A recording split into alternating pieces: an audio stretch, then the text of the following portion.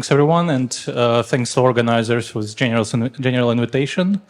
I'm Alex. I'm the president of In Silico Medicine, AI-powered biotechnology company focused on discovering novel therapeutics against age-related disorders, cancer, fibrosis, neurological disorders, and also infectious diseases.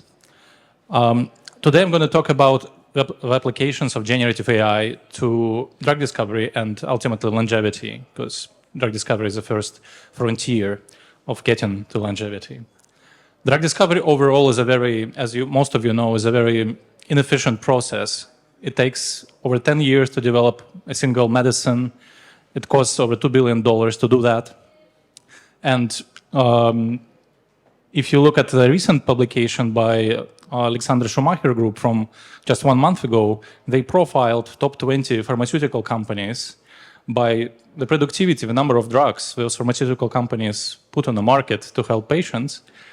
Those studies showed that the productivity in big pharma is even worse. So it takes them $6 billion to develop a single molecule and make it a medicine to help patients. So the problem is really palpable. It is there, and we must do something about this, because there are like over 6,000 of diseases without any treatment option. Most of them are age-related. AI can help in many ways to accelerate this process, mostly in drug discovery stage, before you go into clinic, before you go into human clinical trials. It can help identify targets. It can help generate molecules, optimize those molecules, and essentially nominate clinical candidate. We have been working in generative AI space for a very long time, so basically since 2015, 2016. Only now with ChatGPT, this whole space kind of exploded and got consumerized and commoditized. Back then, nobody believed in generative. So we published quite a bit of work in applying and validating generative models to discover novel molecules. And we've developed a platform, a software platform called Pharma AI. Pharma AI consists of 3 pillars, 3 platforms: Biology 42, Medicine 42, and Chemistry 42. Each pillar consists of several applications. Biology 42 consists of pandomics, a tool to identify targets; generative biologics, a tool to use generative AI to generate peptides, nanobodies, antibodies. And Lifestar 1 is our robotics lab, which I'm going to show you later. Chemistry 42 consists of generative chemistry application and our off-target prediction engine called Golden Cubes. And Medicine 42 is a clinical platform to predict clinical trial outcomes. Now, let's start with the universal workflow. How do we discover drugs using our platform?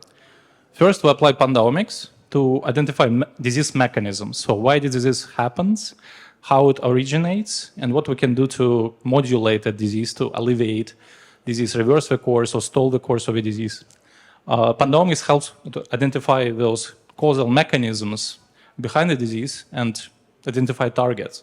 Once we identify the target, we go into Chemistry 42, and we generate molecules that modulate the target in the right way, either inhibit or activate the target, and so we disrupt the disease. And then clinical helps us to predict the outcome of phase 2 clinical trials. Phase 2 is the kind of the crescendo moment of any drug development program, where essentially all the kind of POCs are made in the clinical sense. So we apply these 3 workflows to disrupt the current drug discovery cycle. With pandomics is a very busy slide, but we use many different AI scores to rank the targets, rank mechanisms for each individual disease, use tax data, key opinion leader data, financial data to identify those targets, and then prioritize them by tractability, development level, druggability, and also toxicity. So once we identify the target, we can nominate it and develop drugs. Now, recently, we've also introduced our own chatbot for pandomics. We call it ChatPanda GPT. Basically, this is a tool to interact with our knowledge graph. So if you would like to discover targets against sarcoma, you go to Pandaomics. This is a target discovery page. We have targets as rows, different scores as columns, and those targets are ranked. And you can essentially go to this page and go to the Publications tab. And there is a sidebar with a chat. You can interact with the chat and with the knowledge graph to your right. So knowledge graph connects diseases, processes, drugs, and you can essentially query this graph, which has a sarcoma in the center, to identify mechanism of this disease. So according to this graph, which gene is likely to work as a therapeutic target? You ask the chat, and the chat Panda GPT gives you the instant response that these are the top five targets according to this graph. Which one of these targets are more likely to be druggable? Again, the chat will give you an answer to that immediately. You can go into more detail and identify and ask the chat which of those targets have small molecule hits. And the chat will generate a response very rapidly, and you would be able to see which of those have small molecule candidates. Now, you can also compare it to ChatGPT. So if you ask the same questions to ChatGPT, let's say you want to know like the causal mechanism behind psoriasis and what biological processes are involved in psoriasis. ChatGPT can give you a response, but it wouldn't be as accurate and granular if you ask the same question to ChatPanda GPT. So ChatPanda GPT is trained specifically on biological data, and it generates very tractable and accurate responses.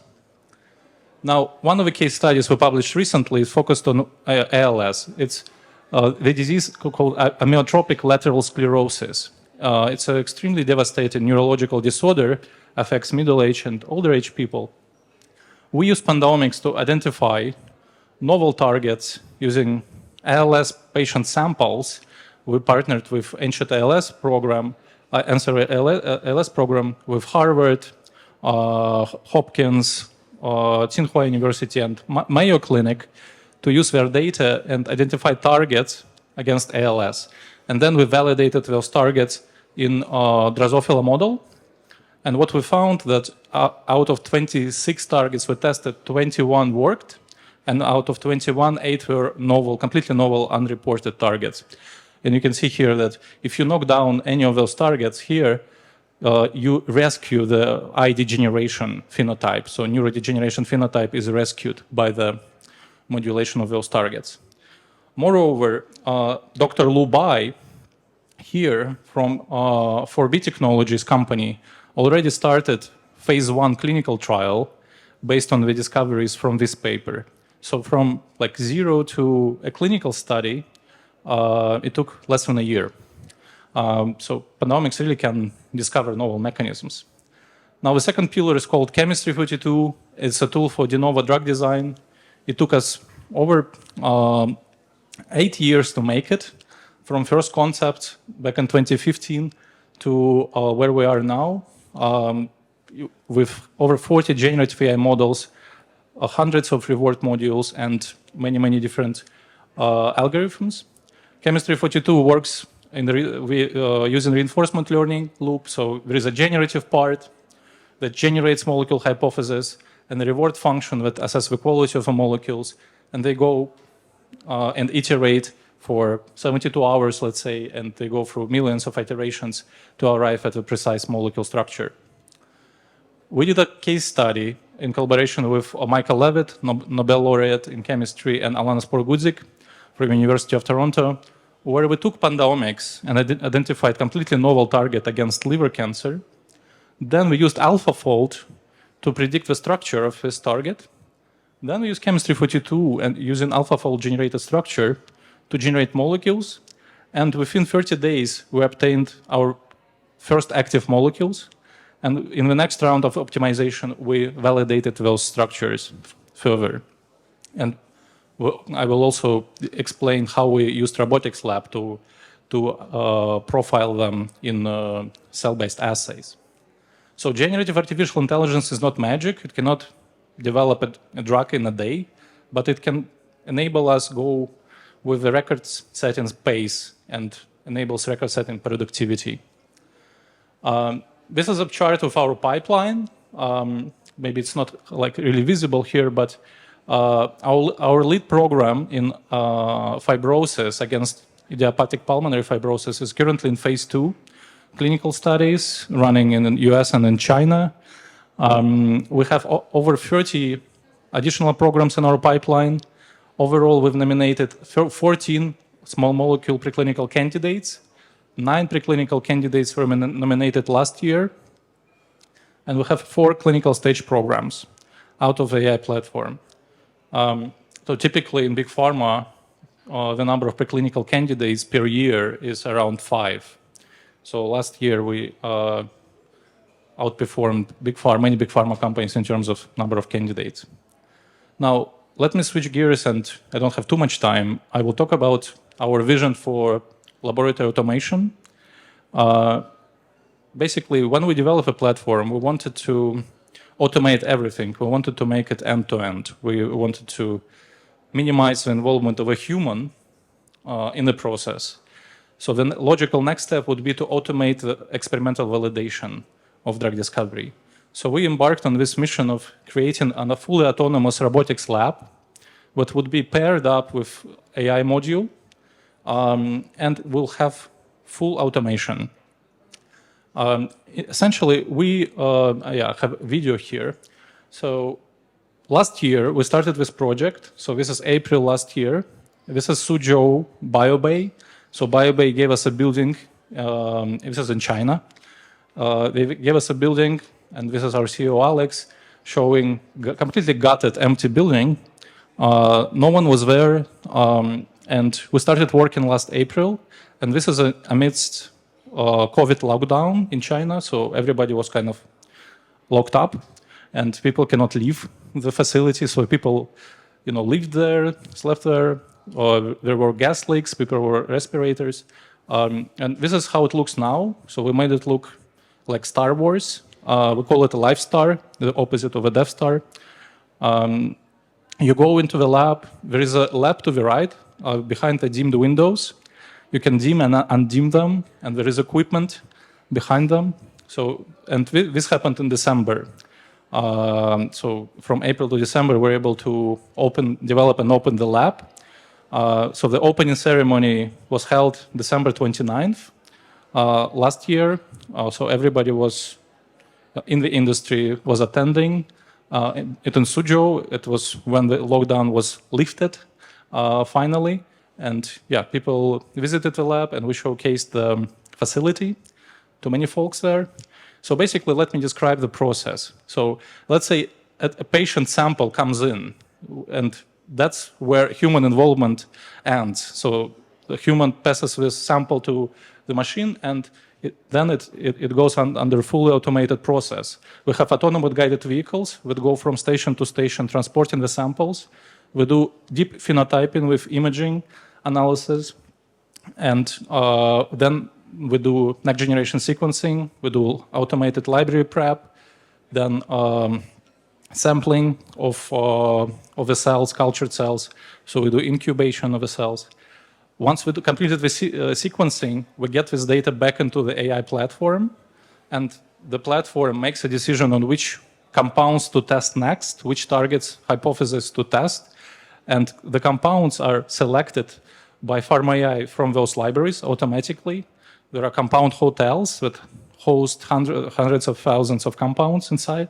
So compounds are selected, aliquoted, and the compounds are used to perturb cells, disease cells, coming from the same patient. Next, and then next we do next generation sequencing again and see the response. So you see if the hypothesis worked or it didn't. Yeah, and this is the result from the case study I showed you previously. So CDK20 case study where we used pandomics to discover a novel target, chemistry for to discover a novel molecule, and we profiled the compounds in the robotics lab. And you can see that the activity in liver cancer cell line for those compounds is very high, so in double-digit nanomolar range. So it really shows you how you can pair up the AI process with robotics to achieve great quality lead-like structures, structure hits out of the Pharma AI platform. Now tying it up with the aging and longevity topic, so we can use robotics lab in many different ways, and one way to use it is to pair up the sample collection and characterization with the aging clock. So further, previously talked about aging clocks, different kinds of aging clocks. So you can essentially measure biological age of a sample that comes in using the aging clock, using different types of aging clocks. Then you can score different compound hypotheses or target hypotheses based on the omics data coming from the sample. And then you you perturb the samples with the compound, you measure the response and see how it changed the aging clock, so how it changed the biological age of the sample. So, and that way you can design anti-aging kind of compound regimens, anti-aging compound combinations, and enable more rapid discovery of longevity therapeutics. So our vision for the lab is to expand the number of features, utilities, what it can do.